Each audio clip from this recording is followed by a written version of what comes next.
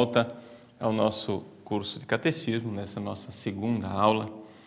Bom, nós estamos investigando o primeiro capítulo do Catecismo da Igreja Católica e agora vamos falar das vias de acesso ao conhecimento de Deus, ou seja, dentro do catecismo é do número 33 em diante, não é? E aqui de 33 a 36 especificamente. E no compêndio é a pergunta número 3. Então, vamos começar do catecismo. O catecismo diz assim: criado à imagem de Deus, chamado a conhecer e a amar a conhecer e amar Deus, o homem que procura a Deus descobre certas vias para aceder ao conhecimento de Deus. Então veja só, existem caminhos, vias para a gente ter acesso ao conhecimento de Deus. E essas vias, esses caminhos são caminhos racionais, tá? Tudo isso é uma realidade que a nossa razão é capaz de alcançar. Chamamos-las também de provas da existência de Deus. Muito cuidado aqui com a palavra prova, tá? O próprio catecismo explica que não é prova no sentido científico, cabal, não é?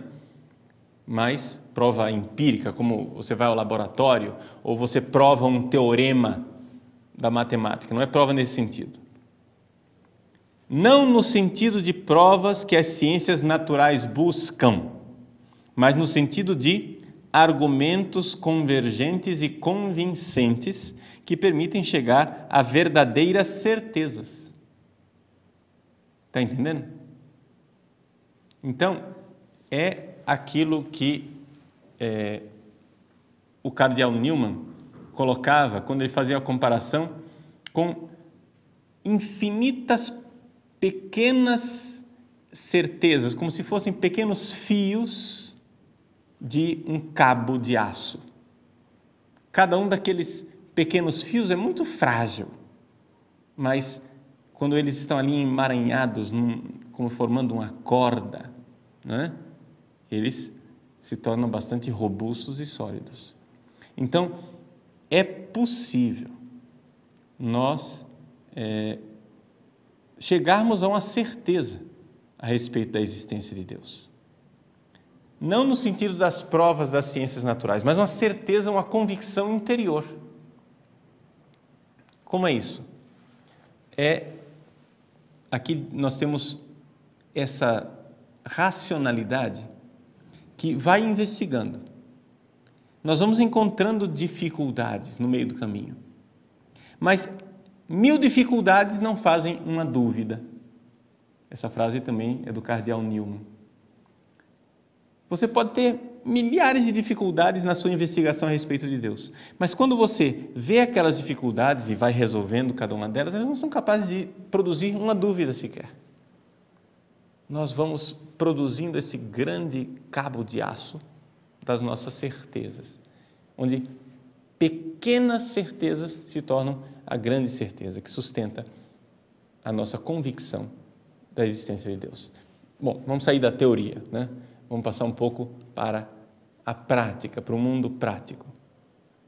Quais são as vias básicas? Bom, você já ouviu a palavra vias, então você já imediatamente pensa, são as vias de Santo Tomás, as 5 vias de Santo Tomás. Sim, o catecismo vai nesse mesmo caminho.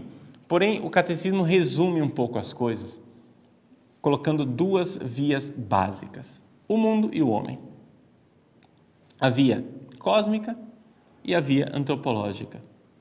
A gente pode investigar o mundo e ver ali sinais, né, da existência de Deus, mas nós podemos também investigar o homem e o coração do homem e ver ali sinais da existência de Deus. Quais desses 2 argumentos são mais importantes? É difícil saber quais são os 2 mais importantes, porque depende um pouco da cultura da pessoa que recebe esse argumento. Ou seja, durante a Idade Média, né, as provas cosmológicas, ou seja, que partiam do mundo, eram muito mais convincentes. Por quê? Porque a mentalidade do homem na Idade Média era uma mentalidade mais voltada para a investigação dos objetos lá fora, do mundo, do cosmos. Só que aconteceu que, com o tempo moderno, com Descartes, a partir do século XVII, nós ficamos cheios de dúvidas a respeito do mundo lá fora. Por quê? Porque, enquanto a filosofia antiga, ela era feita ela partia de um maravilhamento, ou seja, o homem abria os olhos e via o mundo ao seu redor e ficava entusiasmado, embasbacado com aquilo. A filosofia moderna, não. A filosofia moderna, ela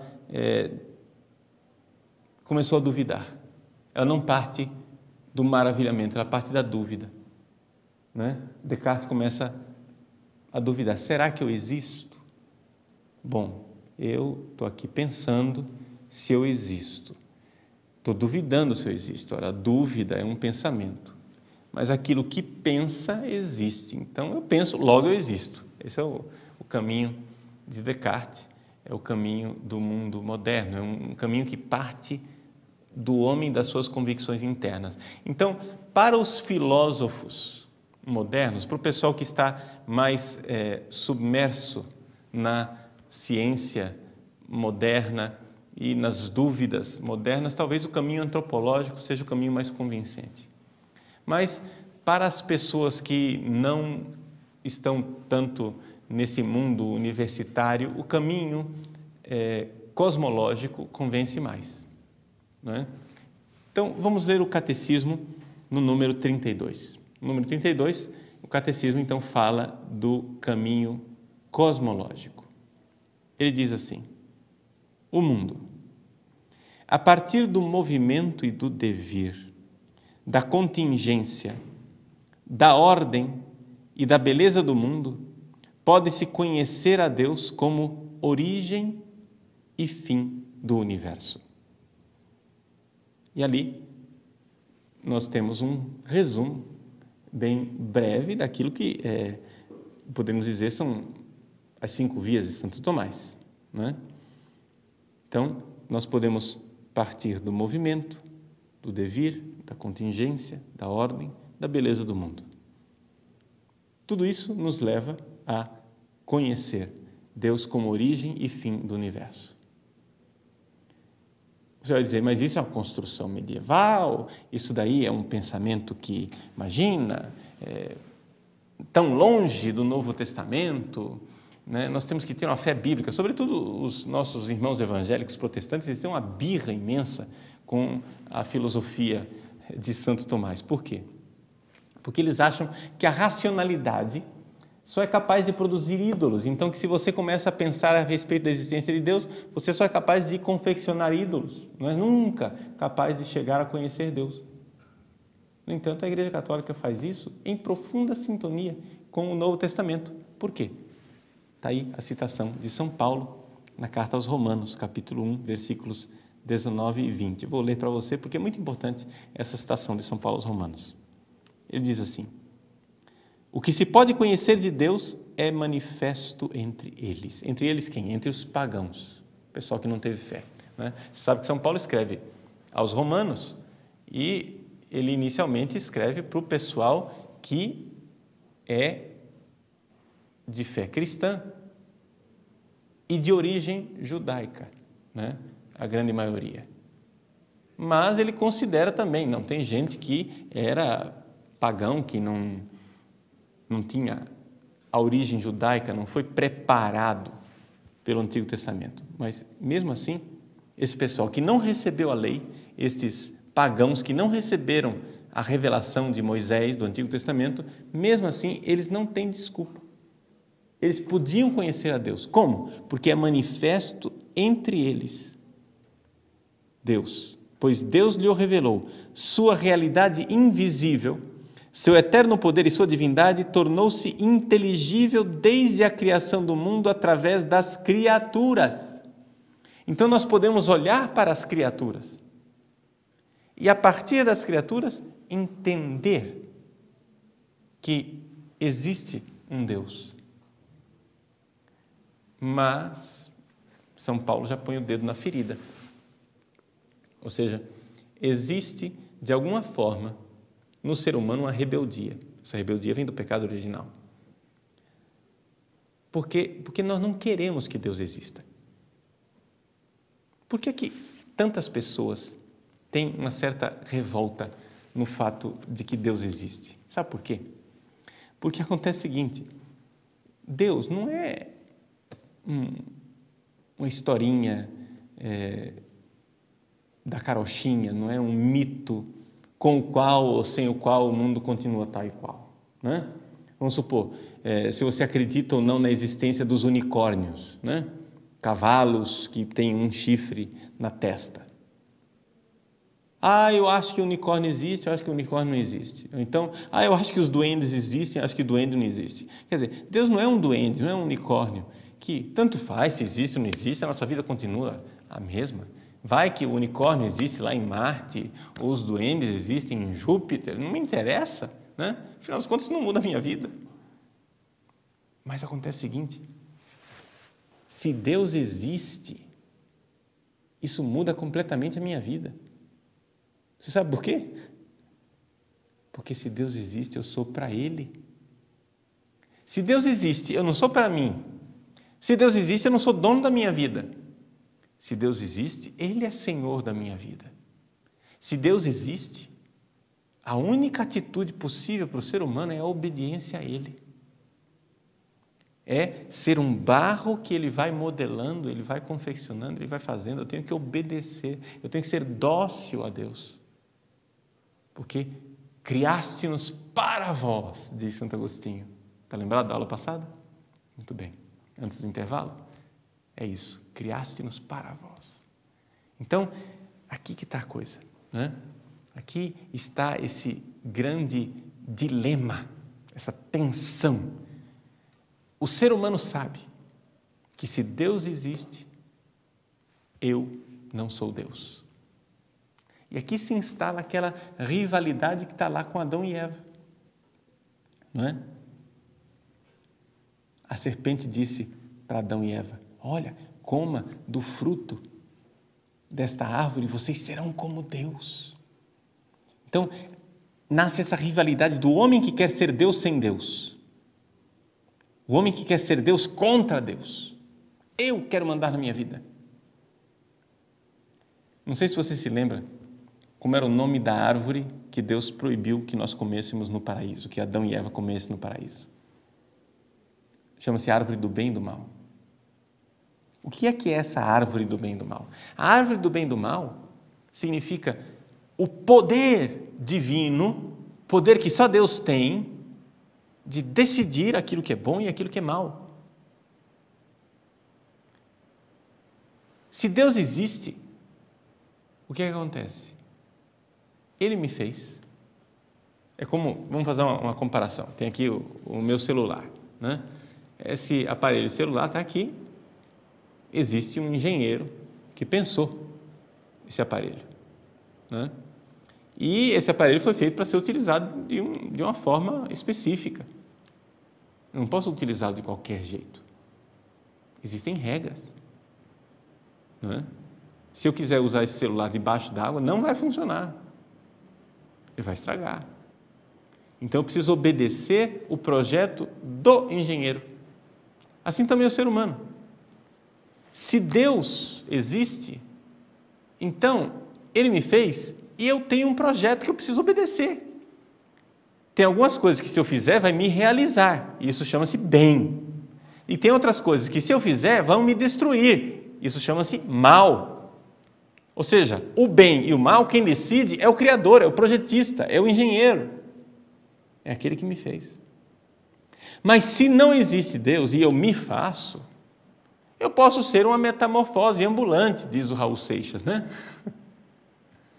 Eu posso ser quem eu quiser. Eu sou um homem para além do bem e do mal, diz Nietzsche, filósofo ateu. Está entendendo? Então eu posso mandar na minha vida. Para mim isso não é pecado. Para mim isso não é ruim.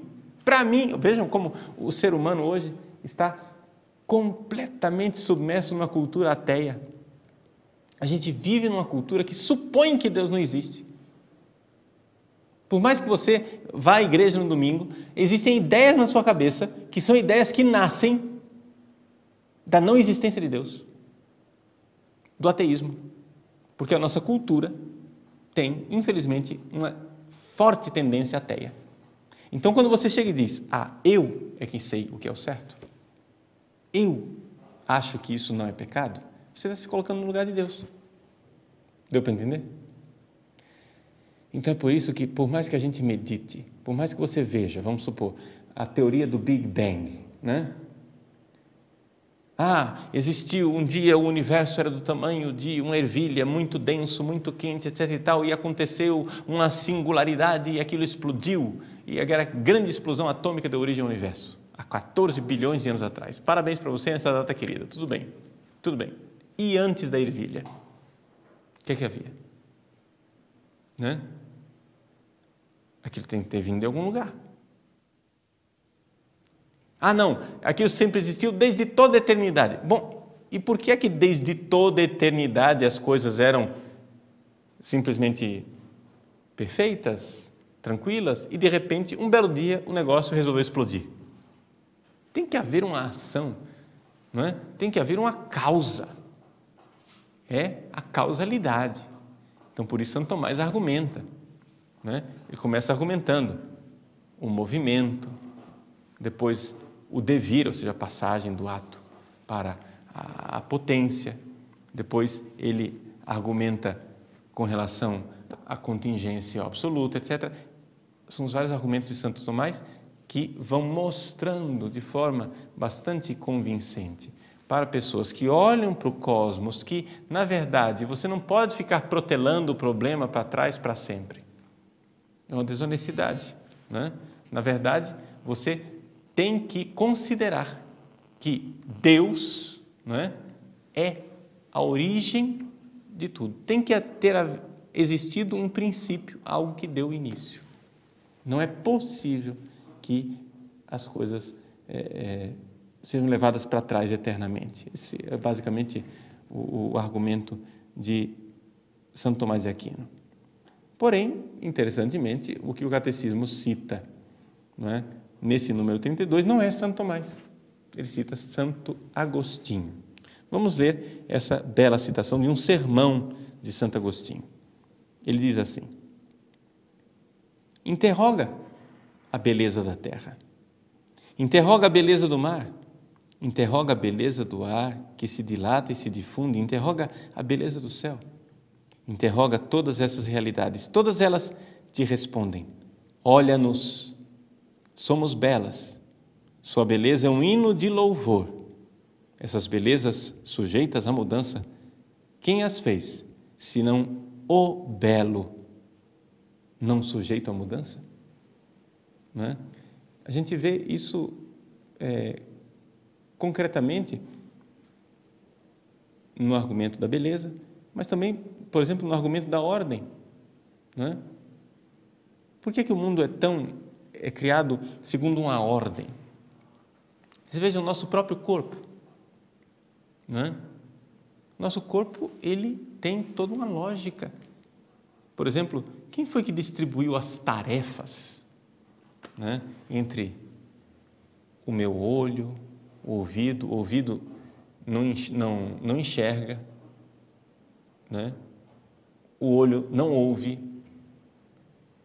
Você olha para o tubo digestivo, por exemplo, onde os aminoácidos começam a ser digeridos na boca, depois as proteínas no estômago, as gorduras vão no fígado, os açúcares com o pâncreas e assim por diante. Essa divisão de tarefas perfeita, inteligente, quem foi que fez?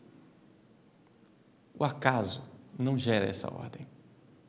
O acaso só gera confusão.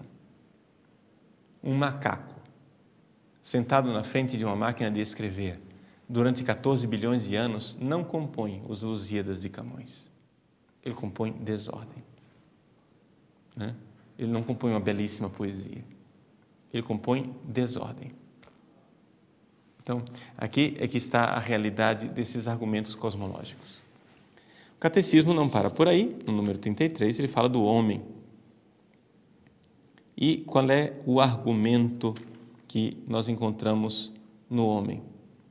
Bom, aqui nós vemos Deus como algo necessário para a própria alma humana. Vamos ler o texto do Catecismo concretamente. Ele diz assim: com sua abertura à verdade e à beleza, com seu senso de bem moral, com sua liberdade e a voz de sua consciência, com sua aspiração ao infinito e à felicidade, o homem se interroga sobre a existência de Deus. Mediante tudo isso, percebe sinais de sua alma espiritual, como semente de eternidade que leva dentro de si, irredutível à só matéria. Uma citação da Gaudium et Spes. Sua alma não pode ter origem senão em Deus. Número 34. O mundo e o homem atestam que não têm em si mesmos nem seu princípio primeiro, nem o seu fim último, mas que participam do ser em si, que é sem origem e sem fim. E assim, por essas diversas vias, o homem pode aceder ao conhecimento da existência de uma realidade que é a causa primeira e o fim último de tudo, a que todos chamamos Deus. Quod omnes dicunt Deum, a frase de Santo Tomás de Aquino. O mundo e o homem são capazes de nos levar para Deus. Vamos parar um pouquinho naquele número 33. Como é que o homem pode nos levar para Deus? Veja, primeira coisa, nós vemos em nós, na nossa alma, nós temos uma sede de sentido. Nós precisamos de um sentido para a nossa vida. Nós ficamos insatisfeitos se as coisas não têm sentido. Nós notamos que essa insatisfação não está nos animais, não é? Por exemplo, as vacas não ficam deprimidas porque elas não têm sentido de vida, não é? As aves do céu não ficam planejando um sentido para a sua vida. E, no entanto, o ser humano, se ele não se realiza, se ele não encontra um sentido da sua vida, ele se deprime. Então, veja concretamente na sua vida. Qual é o sentido de você ir para a escola? Eu vou à escola, padre, porque depois da escola eu quero ir para a universidade. Então, veja, o sentido daquele período chamado escola está fora dele. Está num outro período chamado universidade. E qual é o sentido de você ir para a universidade? O sentido de eu ir para a universidade é que eu quero arranjar um emprego muito bom. Então, o sentido daquele período chamado universidade está fora dele. É o tempo do seu emprego. Notou? Por lógica, o sentido de uma coisa está fora da coisa. O sentido da escola está na universidade, o sentido da universidade está no trabalho. E qual é o sentido da vida? Qual é o sentido da história humana inteira? Por lógica, o sentido da vida só pode estar no além-vida. O sentido da história só pode estar no além-história. Então, aqui nós temos uma escolha. Ou Deus existe e existe um sentido para a minha vida, ou então esta vida é absurda e nós podemos começar a nos deprimir, nos angustiar. Essa depressão, essa angústia, essa náusea foi a opção dos filósofos existencialistas que disseram, não, Deus não existe mesmo, então de fato a vida é absurda, vamos cometer suicídio. Mas esse tipo de atitude e de escolha não me parece que seja nem sábia e nem honesta. Por que existe uma desonestidade nisso tudo? Porque se nós formos honestos, nós iremos compreender que tudo ao nosso redor parece ter sentido. Por que é que só eu sou absurdo? Tudo tem sentido. Eu olho para uma planta, né? E eu vejo que aquelas folhas lá têm um sentido pela fotossíntese que tem que fazer, etc. Eu vejo as raízes que elas têm sentido por aquilo que elas têm que captar do solo. Tudo tem um sentido, uma lógica, uma ordem, uma beleza. Por que é que só eu? Por que é que só o ser humano é absurdo? Por que é que só eu sou uma piada de mau gosto? Existe alguma coisa errada nisso? Sim. E o que há de errado é simplesmente o fato de que os filósofos existencialistas não querem dar o braço a torcer que Deus existe. Porque se Deus existir, eles são para Deus, eles vão ter que obedecê-lo. Né? Como diz Nietzsche no seu Assim Falou Zaratustra, existe um capítulo chamado A Ilha dos Bem-Aventurados, em que ele diz assim: irmãos, vou abrir-vos o meu coração. Se os deuses existem, como poderia eu suportar não ser um Deus? Logo, os deuses não existem. Está entendendo? O gato se escondeu e deixou o rabo de fora. Ou seja, Nietzsche está mostrando ali claramente que não é que ele chegou à não existência de Deus através de um processo honesto de busca científica, mas é que ele precisa concluir que Deus não existe, porque aquilo é insuportável para ele, porque a existência de Deus é insuportável para ele. E é essa a grande realidade da maior parte dos filósofos ateus. Existe uma profunda desonestidade nisso tudo. Então, o homem é um caminho também de acesso para Deus. Número 35, para concluir, as faculdades do homem o tornam capaz de conhecer a existência de um Deus pessoal. Mas, para que o homem possa entrar em sua intimidade, Deus quis revelar-se ao homem e dar-lhe a graça de poder acolher essa revelação na fé. Contudo, as provas da existência de Deus podem dispor à fé e ajudar a ver que a fé não se opõe à razão humana. Então vejam só, o número 35 é só para dizer o seguinte: nós falamos aqui da razão, pela razão eu vejo que Deus existe porque eu olho para o mundo, pela razão eu vejo que Deus existe olhando para o homem, são as duas vias, a via do mundo, a via do homem. Muito bem. No entanto, Deus não quis parar aí. Deus quis se revelar. Não existe só a razão, existe também a fé. E é a respeito disso, né, que nós iremos falar ao longo do nosso catecismo. O catecismo é um livro da fé, não é um livro de filosofia.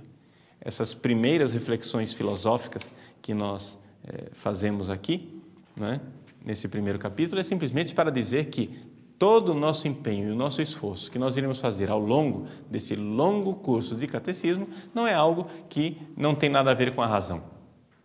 Então, nós podemos e devemos estudar as provas da existência de Deus, devemos e podemos estudar a realidade de que Deus existe.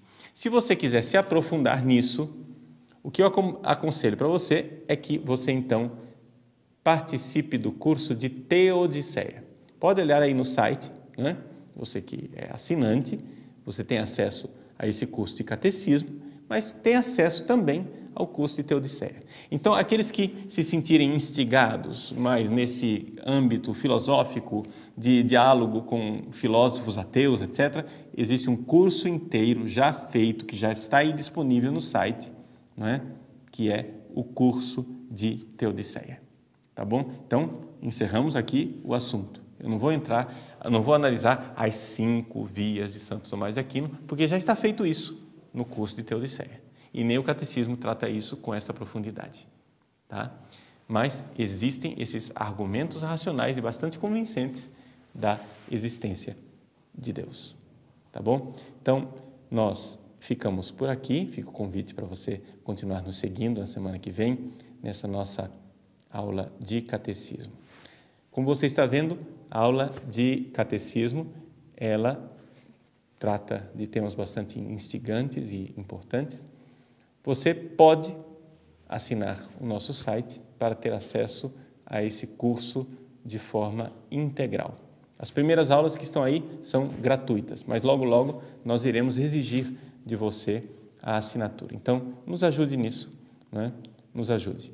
Uma vez que você faz a assinatura, deixa eu já explicar para você uma coisa que é uma pergunta bastante frequente.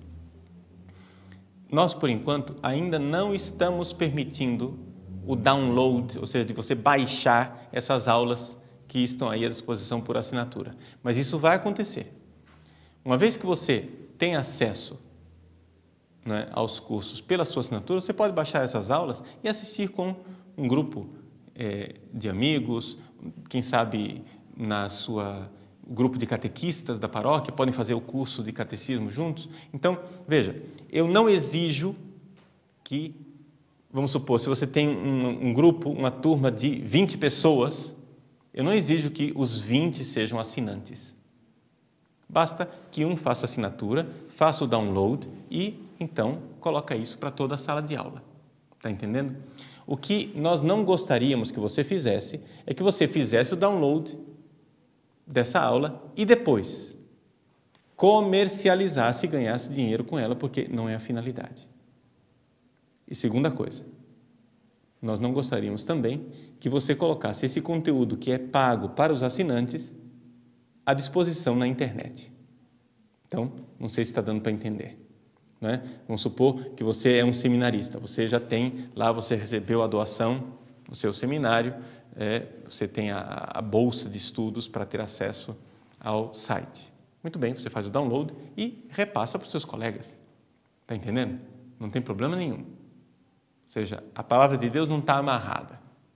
Mas acontece que existe um campo, não é, que eu gostaria de reservar para nós aqui do site, que é o campo da comercialização, ou seja, para ganhar dinheiro é somente aqui no site, ou seja, acesso a esse conteúdo mediante pagamento é através do site. E segunda coisa, acesso pela internet.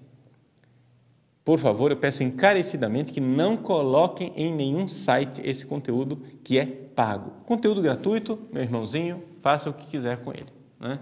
Mas o conteúdo pago, não. O conteúdo pago é só mediante a assinatura. É a forma que nós encontramos para poder manter o nosso site no ar e termos assim pessoas que de fato nos ajudam para a manutenção do site. O Padre Paulo não dá conta de tudo, né? Existe uma equipe que mantém o diálogo com você, que de alguma forma está também assessorando você nessa experiência do site padrepauloricardo.org. Nós voltamos semana que vem, que então vamos encerrar com a bênção de Deus. O Senhor esteja convosco, Ele está no meio de nós. Deus de infinita misericórdia e bondade, abençoai esses vossos filhos e filhas e concedei-lhes, Senhor, a vossa graça e a vossa paz. Que eles cresçam no conhecimento da vossa verdade e na fidelidade da vossa Santa Igreja. Maria, Mãe Santíssima, Senhora nossa, intercedei por nós e cobri-nos com vosso manto de amor. E a bênção de Deus Todo-Poderoso, Pai, Filho e Espírito Santo, desça sobre vós e permaneça para sempre. Amém.